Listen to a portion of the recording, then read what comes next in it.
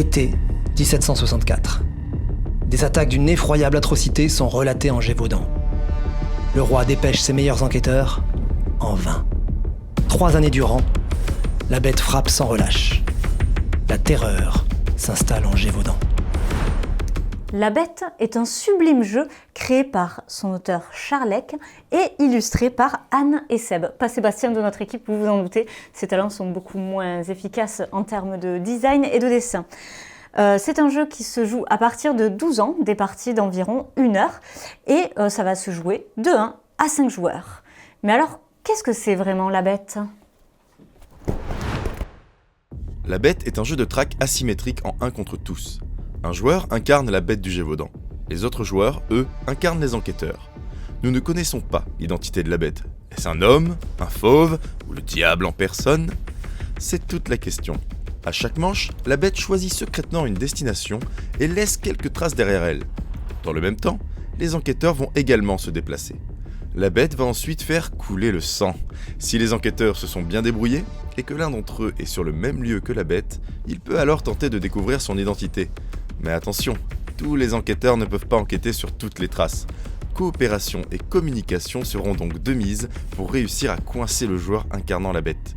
Pour gagner, celui-ci devra faire 25 victimes. Quant aux enquêteurs, ils devront l'en empêcher avant la fin de la partie, ou découvrir son identité secrète. Saurez-vous sauver le Gévaudan ? On a vu à peu près comment ça marche, Ouais, mais du coup, pour toi, à qui ça s'adresse principalement ? À qui tu le conseillerais ?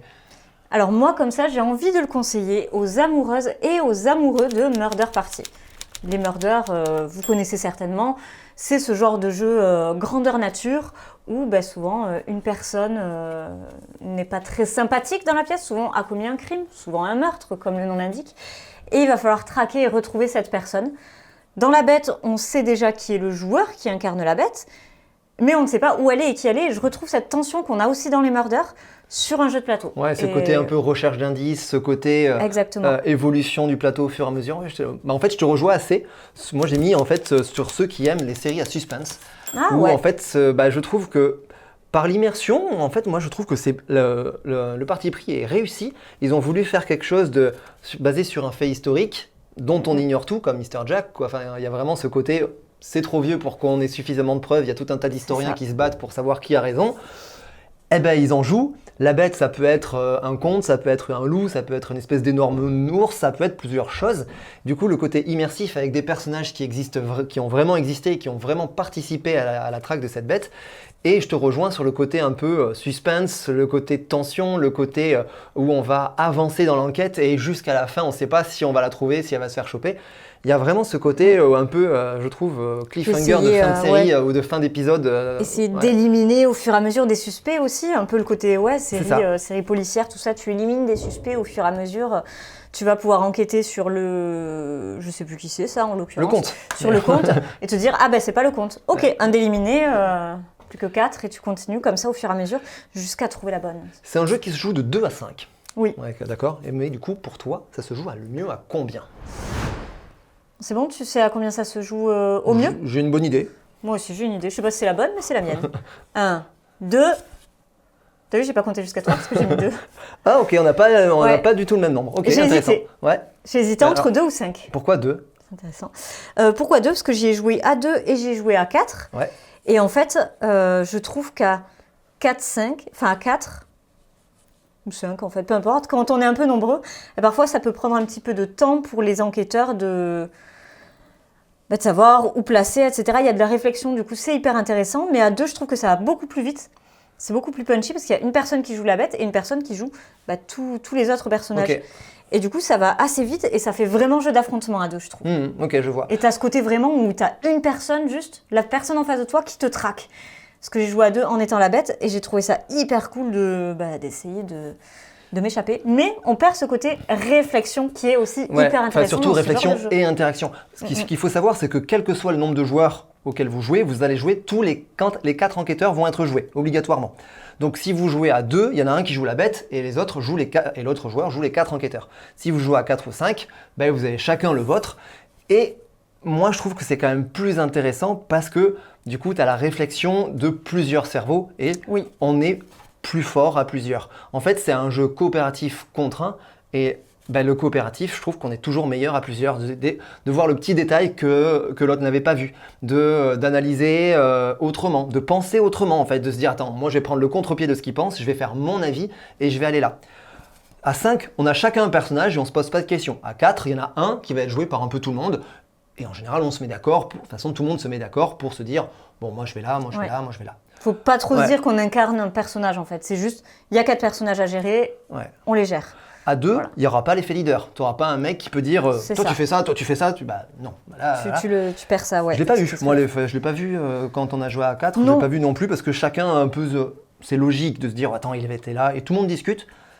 Moi, je trouve que pour l'interaction, je trouve que c'est mieux à plus, mais je comprends très bien. Et je pense que de toute façon, c'est très bien à 2 aussi. J'ai hésité. Et en fait, vu que j'étais sûre que tu allais mettre plusieurs joueurs, je me suis dit je vais appuyer sur le fait que ça marche très bien à 2 aussi. Ok, on est d'accord que c'est un plutôt très bon jeu, mais du coup, qu'est-ce que tu as préféré dans ce jeu, Amandine ?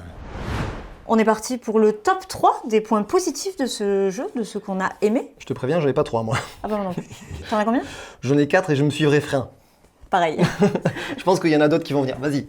On révèle en même temps ? On révèle en même temps. Allez. 1, 2, 3. Alors, on va faire peut-être... Et si on faisait... J'ai l'impression qu'on... Ouais, vas-y, on fait ping-pong. Ouais, vas-y. Allez, ping-pong, c'est mieux que lancer une pierre. Moi, je commence par la tension. Ouais. J'adore les jeux qui vous font vraiment ressentir des émotions. On est clairement là-dedans, c'est-à-dire que vous soyez du côté de la bête ou du côté des enquêteurs, il y a une vraie tension dans le jeu qui est palpable autour de la table. On a la goutte de sueur là qui coule. Est-ce qu'on va se faire choper ou pas ? Moi, je trouve que la tension, elle est encore plus pour la bête. Perso, pour avoir fait les deux. Ouais, parce que t'as vraiment... En fait, ça rejoint le sentiment de track qui est vraiment présent au début. Tu te balades un petit peu, puis tu deviens de plus en plus faible, les enquêteurs ont de plus en plus d'indices sur toi, ça se joue à un coup près. Quand on a la partie, ça s'est joué, j'ai gagné en tant que bête à une action, à un mouvement, à un truc. Il y a un mouvement où il pouvait rien contre moi, et c'était le seul. Et là, je savais que c'était gagné, mais tout le long avant, j'étais waouh, c'est pas gagné, et t'avances petit à petit, et tu grignotes un petit peu. Tu te fais encercler en fait. Voilà. C'est vraiment une sensation un peu de suffocation pour la bête. Il y a vraiment en fait un sentiment de puissance au départ pour la bête, je trouve. Tu te sens puissant, t'es là, je bute plein de gens. Je suis puissant, il me chope pas, et petit à petit, vraiment le sentiment de track qui est vraiment présent, il se rapproche de toi, il trouve de plus en plus de traces, t'as de moins en moins de mouvements, t'as de plus en plus de dragons et de villageois qui t'embêtent un peu partout, qui t'empêchent de tuer tout ce que tu veux. T'es un peu ralenti et vraiment voilà, ce côté, je te rejoins complètement là-dessus quoi. Du coup c'est la même chose. Ça revient en fait avec le côté immersif aussi, de ce côté où ils ont vraiment été chercher, comme je disais, un fait divers. Et d'avoir des personnages réels qu'ils ont fait. Ça raconte un peu une histoire, en fait c'est ça. Ça raconte une histoire qui est assez immersif de par la narration, de par le plateau, de par les villes qui existent vraiment. Aussi par le design comme ça. C'est ça. C'est très, un peu vieillot et tout, mais ça marche hyper bien du coup pour le thème du jeu, vraiment. On s'y croit quoi. La carte elle est fantastique, elle est trop belle. Je suis d'accord. J'adore. Ouais. Des petites traces de sang un peu partout. Non mais c'est vraiment très cool. Ouais. Après, moi, j'ai mis le tous contre 1. Ouais, c'est la symétrie, on est d'accord, on a mis le même. Ouais, okay. C'est toujours super cool, le tous contre 1. Vous jouez les enquêteurs, vous avez envie de relancer une partie pour faire la bête. Sauf que si vous jouez à 4, il va falloir enchaîner 4 parties, c'est un peu chaud. Mais l'expérience, 1 heure et demie la partie, bon. Ouais. Mais ouais, le côté vraiment... tous les jeux en tous contre 1, en fait, je trouve ça toujours assez cool. Et là, ça marche très bien. Là, ça marche très bien et vraiment, je trouve que l'expérience est vraiment différente. Quoi. C'est vraiment asymétrique. Le gameplay de la bête n'est pas du tout le même. On n'a pas du tout la même façon de jouer, la même façon de réfléchir, la même façon d'anticiper les coups, tout ça. Donc non, là-dessus, c'est top. Quoi. Ouais. Et puis en coop contre 1, ça marche toujours. Quoi. T'as mis quoi après ? Qu'est-ce que j'ai mis qu'on n'a pas dit ? La diversité des personnages. Ouais, en fait, c'est le côté, en fait, le petit truc que je trouve vraiment très très bon, c'est que en fait, les personnages, ils peuvent tous trouver des indices sur le vagabond et sur un autre type de bête potentiellement. Mais uniquement eux. Par exemple, j'arrive pas à lire, mais l'évêque de Mende, il peut uniquement, comme tout le monde, les humains, ça va, il les reconnaît. Et lui, il est sur les démons. Donc voilà, lui, il sait reconnaître un démon potentiellement. Le chasseur, il sait reconnaître plus les fauves, etc. Donc on va vraiment faire en sorte que la bête, en tant que bête, d'essayer de se mettre le plus loin possible des personnages qui peuvent nous trouver. Mais du coup aussi pour les joueurs c'est vachement intéressant parce que si on dit lui on le reste dans le coin là-bas, on attend pour voir si la bête vient dans le coin, on l'aura, mais du coup il pourra jamais enquêter sur potentiellement si le démon il est dans le nord quoi. Vraiment ce côté-là, ça j'avais trouvé ça une vraie bonne idée de mécanique. J'ai envie de rajouter un petit aspect positif qui est pas marqué sur ma liste, mais il y a du bluff aussi dans le jeu, Bien sûr. de la bête qui bluffe vraiment souvent avec ses jetons, parce qu'on met des jetons face cachée ou face révélée. Et il y avait un vrai côté bluff là-dessus pour faire croire qu'on est peut-être cette bête-là et les joueurs, du coup, vos concurrents, j'ai pas le bon mot, c'est pas concurrent qu'on dit. Coéquipier Non, l'inverse. Vos adversaires, oui. Vos adversaires, du coup, vont penser aller dans cette direction, aller dans la bonne direction et finalement non. Et il y a tout ce côté bluff de la bête que j'ai pas encore réussi à trop prendre en main parce que j'ai fait... Deux parties uniquement, une la bête et une côté enquêteur. Mais je pense vraiment qu'en y jouant beaucoup, il y a vraiment quelque chose. Tu as du bluff côté enquêteur aussi. Tu peux, comme en fait tu parles et que la bête elle est à côté de toi, en fait tu dis attends, nous on va à Marvejol, etc. Et puis en fait il va pas. Oui, c'est vrai, je l'avais pas vu là-dessus, mais non, c'est bien. Carrément. Il te reste un point, toi ? Il me reste quoi ? Alors, la réflexion, la traque, c'est exactement ce qu'on a dit. Il y a la réflexion différente selon quel personnage, si vous êtes la bête ou pas, etc. Et le côté traque, tension, immersion, etc. Et j'ai mis, en dernier, vivre une aventure rejouable. Oui, ça revient sur l'immersion. Ouais, mais j'insiste sur aussi le rejouable, parce que on a vraiment la sensation de vivre une enquête. Mais pour autant, en fait, c'est pas vraiment, c'est pas un jeu d'enquête. C'est pas un jeu d'enquête. Donc vous pouvez y rejouer. Et ça sera toujours la même tension et la même ferveur. Bon, ça, c'est les points qu'on aime beaucoup. Il y a quand même des petits points qu'on aurait voulu peut-être différemment, ou parce que c'est pas possible, ou parce que on est des difficiles. Mais on va lister ça maintenant. On va lister le top flop, top 3, flop 3. Flop 3 Ouais, j'en ai moins. T'en as moins ? Ah, moi j'en ai mis 3. J'ai pas trouvé grand chose. Bon élève, j'ai creusé, j'en ai 3. Je pense qu'en fouillant un peu, j'en aurais trouvé, mais j'ai pas. Non. J'ai fouillé un petit peu. Vas-y. Je commence comme ça, on fait ping-pong. Allez, c'est parti. Moi, le premier point, c'est la lisibilité, surtout des personnages. Parce que le plateau est assez clair quand même, on y voit bien. Ça va. Tout est bien fait. Et les petites plaquettes de personnages, je les trouve extrêmement sombres. Et du coup, je trouve que la couleur ne ressort pas assez. Quel personnage et quelle couleur ? Ça ressort pas assez. Pareil pour les jetons, je trouve que c'est un peu sombre, ça aurait mérité d'être un peu éclairé. Après, en fait, je trouve que... Et en vrai, je suis d'accord, je l'ai mis aussi. Mais, mais je pense que c'est aussi ça qui fait la patte graphique. Toi, tu aurais un truc vert pomme et bleu azur. C'est sûr. Tu aurais fait... Tu vois, ça aurait choqué plus qu'autre chose, je trouve. Ok, c'est pas très lisible.